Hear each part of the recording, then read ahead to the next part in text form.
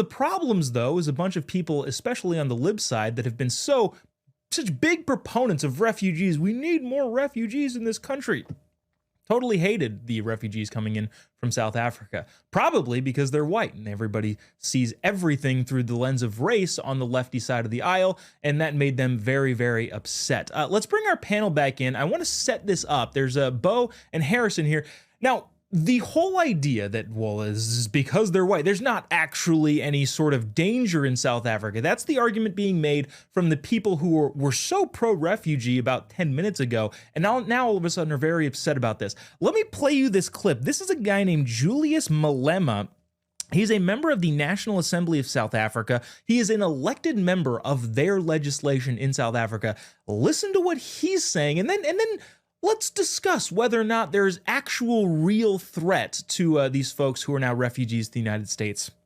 Must never be scared to kill. A revolution demands that at some point there must be killing, because the killing is part of a revolutionary act. I don't know what's going to happen in the future. I'm saying to you, we have not called for the killing of white people, at least for now. I can't guarantee the future. Yeah, but I mean, you'd understand somebody watching that, especially as it gets shared on Twitter, they freak out. It sounds like a genocidal call. Cry babies. Cry babies. I'm not calling for the slaughter of white people, at least for now. I can't give you a guarantee of the future, especially when things are going the way they are. Bo, I'm curious, if the mayor of the town that you lived in said, hey, look, we're not going to commit a genocide against people with names like Bo, with facial hair, and we're not going to do that. We're not going to do that, at least right now. Would that instill confidence in you, that at least right now? Or would you maybe think, yeah, I might be in some danger here? Yeah, I'd be in a little bit of danger for sure. I would be trying to get myself out of that city as quick as possible. Yeah. It's fascinating to see the juxtaposition there. Harrison, it was nice seeing refugees come into the country who actually looked like they might love this country and be thankful to the president. Now, we're talking about like 70 people as opposed to the tens of millions that came in under the previous administration. They were waving flags. They loved it.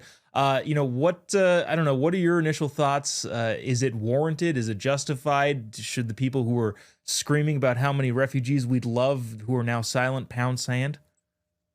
Listen, I don't want any refugees, to be fair. But that being said, caveat, they seem like some of the most legitimate people to have a claim to asylum. And they're literally getting pulled out of off their farms and getting murdered. So they seem chill. It's just like polite sort of German people, right? Aren't they kind of Germany, Afrikaners? Well, yeah, culturally speaking, yeah, you may have a little bit more laid back thing. Again, the views of the guests may not reflect the views of the show. Bo, so this guy's a member of the Economic Freedoms Fighters. He's the founder and leader of that. It's a communist political party that generally wears like military style uniforms. Again, is that concerning to people who? Well, first of all, imagine if that was something here. Imagine if somebody in any side of the American political system were calling for this sort of stuff, dressing the way this guy does. I feel like that would be concerning. Yeah, 100% it is concerning.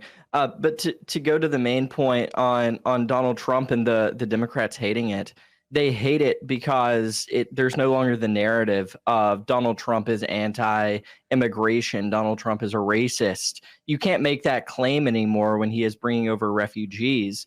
And the key difference is these are the ones waving American flags. They're not crossing the southern border illegally. And it's just so weird to me to see Democrats, they only praise people of color and they praise people that do things illegally. If you are not crossing into America through Mexico, then they're not going to be too happy about you being here. If you're not a person of color, if you're just a white person, that does them no gain. So they are not happy about it. Just, oh, Donald Trump, he's gonna get a good view because he's no longer anti-illegal immigration, or he's no longer anti-immigration. So Democrats hate it.